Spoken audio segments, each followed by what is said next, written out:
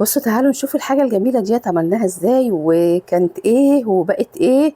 هقول لكم الصراحة واقول لكم الحقيقة، دي ما كانتش معمولة على انها تورتة، وهقول لكم جوه الفيديو السبب ايه.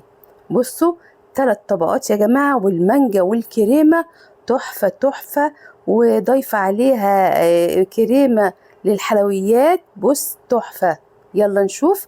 اللهم صل وسلم وبارك على سيدنا محمد. معانا بولة وكوباية دقيق وكوباية ونص كوباية سكر ومعلقتين كده نشا. تمام.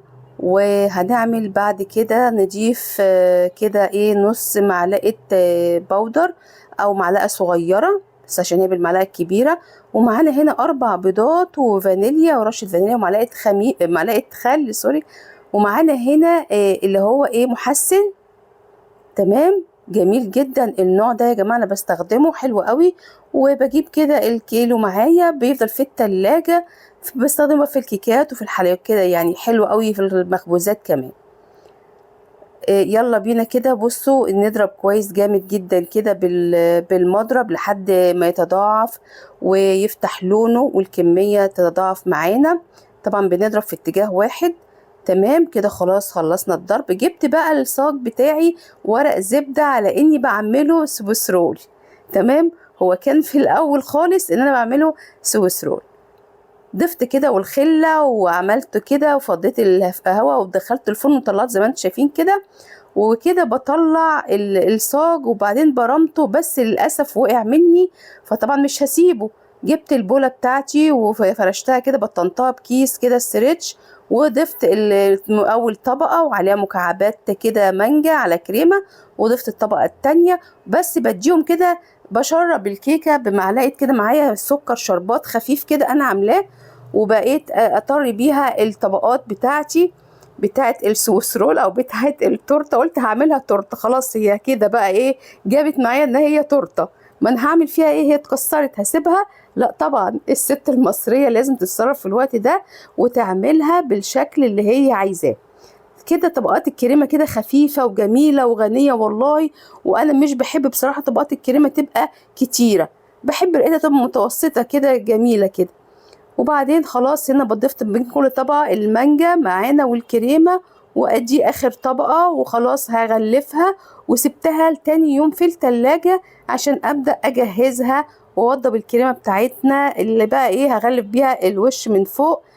تعالوا اقول لكم برضو هنعمل الكريمة معانا ازاي، عشان كنت احتجت برضو كريمة زيادة. هنا خلاص بسقي الطبقة الاخيرة. تمام.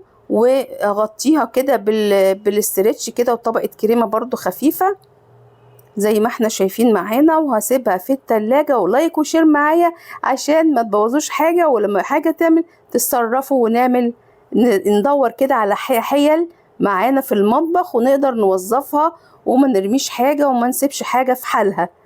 بصوا هنا معانا كوباية مثلجة، كوباية مية ساقعة جدا، وهضيف عليها كده ايه كوباية الا ربع كده كريم، بس المفروض نص كوباية كريمة لان في الايه انا جايبة كريمة خام. تمام. عشان ايه بس انا بحتاجها، فممكن ازود وبشيلها عادي في علبة في الفريزر لما يبقى معايا كريم شانتيه. هنا معلقتين بقى او 3 معالق لبن بودر بيعزز الطعم، مع معلقتين كريم باستري ومعلقتين كريمة لباني بتتماسك جدا يا جماعة. تمام. ودي كريمة طبخ كده ايه كريمة سوري كريمة حلويات معايا بضيفها اهي، بتدي طعم تحفة تحفة بصراحة. فجبت كده يعني كده ايه يعني مقدار كده كوباية بالظبط، كوباية كريمة حلويات بتدينا طعم جميل أو بتعزز الطعم. هنا رشة فانيليا معايا، وبضرب المزيج ده كده جامد جامد على سرعة عالية لحد ما يتماسك ويبقى فوم معايا.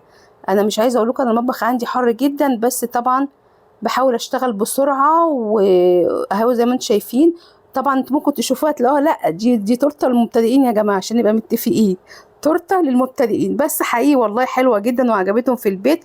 معاكي ترانشات المانجا طبعا تسويها على قد ما تقدري بالسكراب كده حلوه قوي. وبصوا كريز. يلا الف هنا وشفا، ويلا جربوها وقولوا رايكم فيها ايه. باي باي.